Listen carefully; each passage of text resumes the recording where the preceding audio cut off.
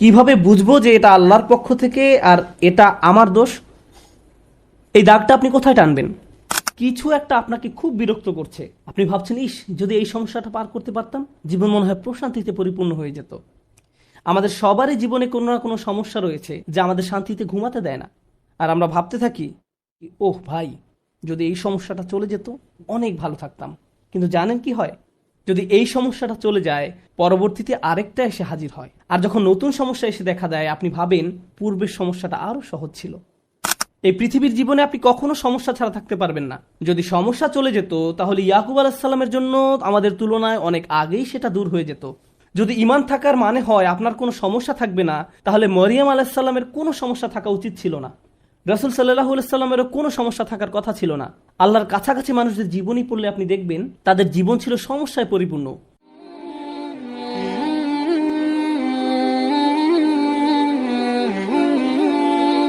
এখন নিজেকে দোষ দেওয়ার ক্ষেত্রে কোন জায়গায় আমরা দাগ টানবো?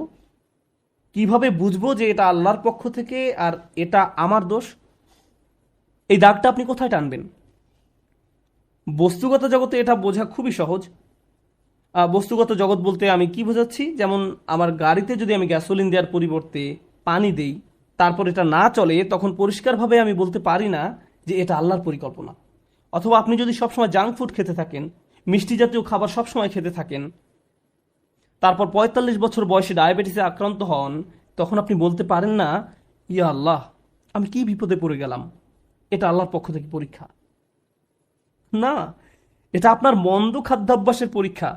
আপনি শশা না খেয়ে সুইস রোল খেতেন, বা এরকম যাই খেতেন না কেন, আপনি জাঙ্ক ফুড খেতেন, তাই এমনটা ঘটেছে।